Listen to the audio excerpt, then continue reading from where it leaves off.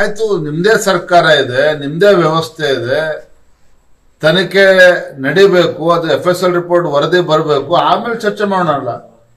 ನೀವು FSL report ಬರ್ದೇನೆ ಆಗ್ಲೇ ಕ್ಷಮೆ ಕೇಳಬೇಕು, ಯಾರು ಮಾತನಾಡ್ತಿಲ್ಲ ಅಂತ ಹೇಳಿದ್ರೆ ಬಿಜೆಪಿ ಅವರು ರಾಮ ರಾಮ ಅಂತಾರೆ ಅವ್ರ ಬಾಯಲ್ಲಿ. ಆಯ್ತ್ರಿ, ತನಿಖೆ ಆಗಿ ಅದು FSL ವರದಿ ಬರ್ಲಿ ಅಲ್ಲ, ಈಗ್ಲೇ ಯಾಕೆ ಅವ್ರಿಗೆ ಅಷ್ಟೊಂದು ಆತರ ಆಗಿದ್ರೆ ಕ್ಷಮೆ ಕೇಳಬೇಕು ಅಂತೇಳಿ ಸಿಟಿ ಅವರು ಕೂಡ ಸ್ಪಷ್ಟವಾಗಿ ಹೇಳಿದ್ದಾರೆ, ಸಭಾಪತಿಗಳು ಕೂಡ ಸ್ಪಷ್ಟವಾಗಿ ಹೇಳಿದ್ದಾರೆ.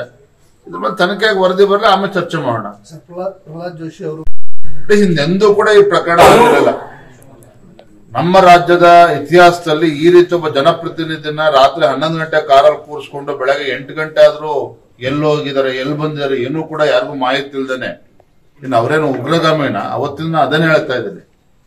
ಜನಪ್ರತಿನಿಧಿ ಪರಿಸ್ಥಿತಿ ಹಿಂಗಾದ್ರೆ ಇನ್ ಜನಸಾಮಾನ್ಯರ ಕಥೆ ಏನು? ಈ ನಡವಳಿಕೆ ಏನಿದೆಯಲ್ಲ, ಪೊಲೀಸರ ಅತಿರೇಕದ ವರ್ತನೆ, ಖಂಡಿತ ಅದು ಪೊಲೀಸರ ಯಾರೋ ಹಿರಿಯ ಪೊಲೀಸ್ ಅಧಿಕಾರಿಗಳು ಹೇಳಿ ಈ ರೀತಿ ಆಗಕ್ಕೆ ಸಾಧ್ಯ ಇಲ್ಲ. ರಾಜಕೀಯ ಒತ್ತಡಕ್ಕೆ ಮಣಿದು ಈ ರೀತಿ ಅಧಿಕಾರಿಗಳು ನಡ್ಕೊಂಡಿದ್ದಾರೆ. ಇದ್ರ ಬಗ್ಗೆ ತನಿಖೆ ಆಗ್ಬೇಕು. ಹಾಕೋದ್ರಿಂದ ನಮ್ಮ ಕೂಗನ್ನ ಹತ್ತಿಕ್ಕದಕ್ಕೆ ಸಾಧ್ಯ ಆಗೋದಿಲ್ಲ.